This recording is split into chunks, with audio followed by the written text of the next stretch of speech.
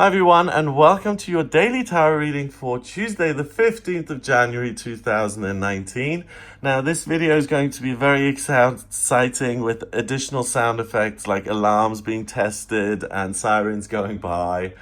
They've been testing the alarms in my building all day long, so expect to hear some additional music while we go. There we go. I'm gonna try not to be thrown by it too much because I've been trying to decipher when these people are going to leave, but I can't find them, and the little yellow van is still out front. So whatever, we're going to do the reading anyway. I'm using the Game of Thrones tarot for today's reading, and these readings are for all signs of the zodiac.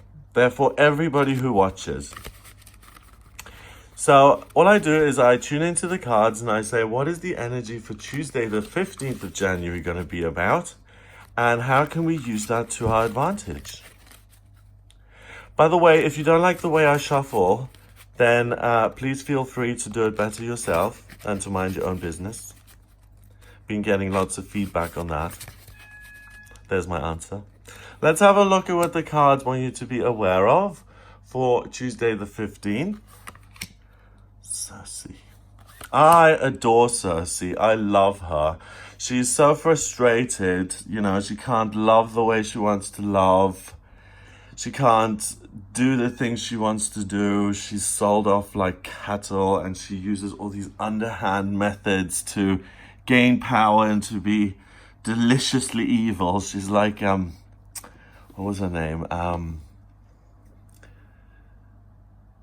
Alexis from Dynasty or whatever it was called, or was it Dynasty. So I love her. Here we've got the Hierophant, Varys, who's also a bit of a schemer and politicker. Then we've got Queen Cersei, the Queen of Swords, who is really quite tough. And then we have the Page of Spears, which is an unsullied soldier looking at the city of Marine here, and he's outside because he's not in the army yet. He's just learning, he's untrained, he's not fully completed his training. So let's see what this all means for you for the day. You are going to be in a situation where there are lots of people around you who think they know everything. Varys, this man in the story, is the master of whisperers. He's the spy master of King's Landing, and he's got little birds everywhere. So he uses this network of spies that he has all over the world, and they whisper truths in his ears. And he appears as this eunuch, as this very mysterious character, and he's basically the intelligence network of the show. It's set in medieval times, so he has as much info as anyone else would have. So you are confronted with an institution like that today. So you may want to write a book and you think, well, look at the whole world of publishing and look at David Copperfield and look at the Bell Jar and look at all these wonderful, amazing classics that have been written. How on earth can I create anything that is near to that in greatness or in value? Everything that has been said and done, other people have done it. They all know more than I do. Who am I? I'm just a single little person, and this is this huge network of one person who is multiple people and whose reach is just incredible. So you may feel like you have no influence. You may feel like everything that you feel has been said and done before. And what I find so interesting is I was watching a documentary on Amy Winehouse the other day, and she wrote basically about her relationship with her boyfriend and how she felt. And she wrote deeply about her feelings. Like in Back to Black, she said something like, I died 100 times, when it ended. And she found original and new information or ways of talking about her experience of love. And that's genius. I think that's real talent, because we've all read and looked at the way it's been described by people like Shakespeare and Keats and things like that. So it's really intimidating to do something new when you're faced with someone like that. Society, we've heard it all before. Oh yeah, you're trying to contribute something. Is it good? Is it going to be on the #1 bestseller list? I don't think so, because you're not original enough. We know it all, and you're just one small little person. So I get that the ego is in place today and is really discouraging you from kind of being included in society, because Varys works alone. He doesn't represent a church. He doesn't represent there are no keys here to unlock his folded arms to work with him or to be his right hand or whatever. He is solo.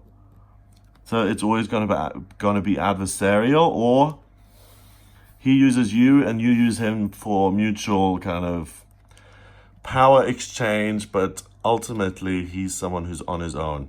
Now we have the Queen of Swords, and the Queen of Swords is a woman who says, do you know what? I have my own ideas.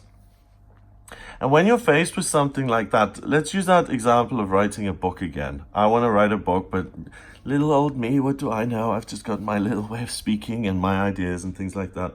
You know, we're in 2019, we've got thousands of years worth of information out there. And whenever someone creates something unique, I just think, how do you sit down and write about this? Because it's like you're up against everything. As soon as you say, I'm an author, then you immediately put yourself out into this universe of information. And I find that overwhelming sometimes. Now, the good news is that Queen Cersei is a liar. She feels that the truth is what you make it, okay? So if my children are fathered by this man, they're going to be fathered by this man, because I'm telling you that's the truth. And even though it's a lie, I'm telling you what it is. I'm the queen, so swallow the truth, and that's the way it is, finished. And sometimes you need a queen of, you need a Cersei sometimes to stand up to this kind of person. I have a story to tell. I really could give two hoots of what's come before, or what the critics say, or what society is going to feel. I am on this planet for a reason. I have as much right to be as prickly and as communicative and to express myself as much as anybody else. I have the right to my own opinion, and I'm going to seize power, and I'm going to make sure you listen to that opinion and you don't ignore it. What I like about Queen Cersei is that she is really evil, so that's not the good thing, but she's an underdog in the society because women have no rights.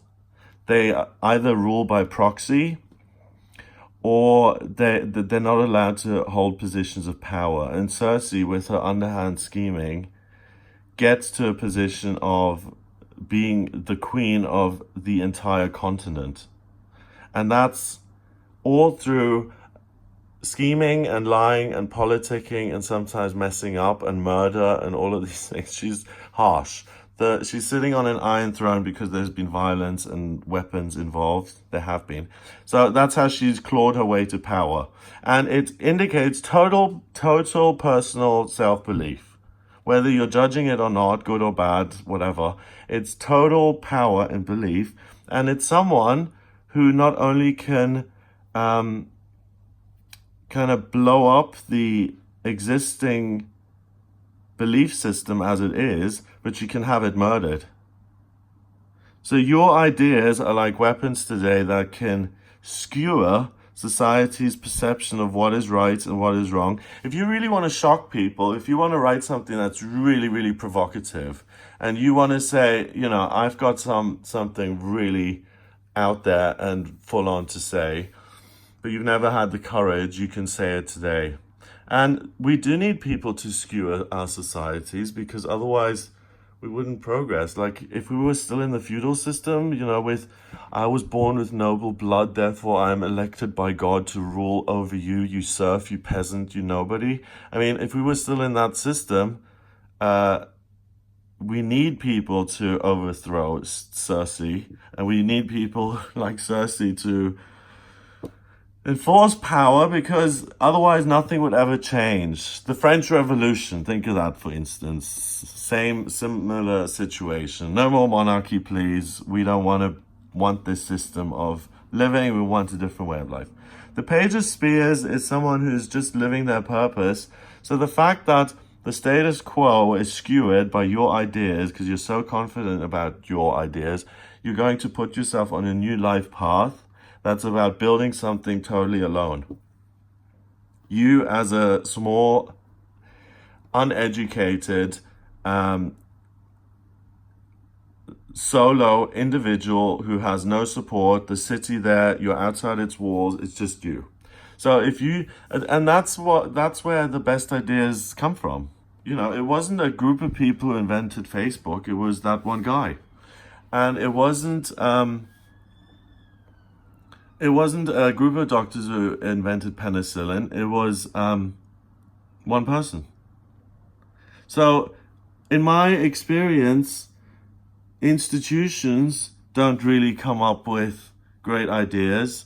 I think, you know, research things at universities where there's a group of doctors and teams and things, they work together very well, and they can have discoveries in the field of science and all of that. But really revolutionary changes have been made by people like Voltaire and individuals who have dared to put their ideas out there and who have felt like, I have the right to my own opinion despite the world being what it is. So you can create something new today that is just yours. You can start your own business, even though everyone says, no, we don't want you in this area, or the costs are really high and it's kind of iffy if you're going to make enough profits quickly enough. You can start your own you can start your own culture. You can start your own way of living here. You can you can decide to travel and move and to change your perception of the world and to move to a different place where things aren't this strong. Or you can decide to fight and say, I'm going to get back into that city and I'm going to tell them, for instance, slavery is wrong and I'm here to liberate everyone. And for instance, he's then the slave master, and I'm going to use all my swords and power to topple this regime. So you are it today. You are the shiz. You're the one in charge. You're the business. You're the bee's knees. You're the person who says what goes. And do it. Don't listen to anyone else. Do a Cersei. Seize power. Be the queen. And don't worry about your inexperience. No one else has any experience either. You're the one doing it, no one else. So you're the boss, baby. 5 and 1 is 6, and 1 is 7. 7 is about mind and creativity. So that's exactly what you're doing. You're using your mind, and if it does upset people, who cares? It's your opinion, and Cersei absolutely feels that she is right. She is the person who's meant to sit on that throne, no one else. And that the whole world needs to bend the knee to her because she is it. That's confidence. That's extreme confidence. I mean, she's a terrible murderer and dictator, but, you know, you've got to give it to her that she's confident. So, use your imagination. Nothing is going to scare you. You're going to be like bulletproof, and that bulletproofness allows wonderful seeds of idea and inspiration to these seeds of glory to sprout within you and to grow and to become something that you're going to start. So let yourself be inspired today and work on your own, at your own thing, and inspire the rest of us with your vision. Have a wonderful day. If you'd like a private reading with me, please get in touch via my website. It's gregoryscott.com. Click on the readings tab to order your reading. Please remember to subscribe to this channel, and please share the video on your social medias. Although Since I've asked people to start sharing them, people have stopped. So don't share this with anyone. This is secret information. No one needs to know about it except you and me, okay? No sharing allowed. Have a wonderful day, and I'll speak to you tomorrow.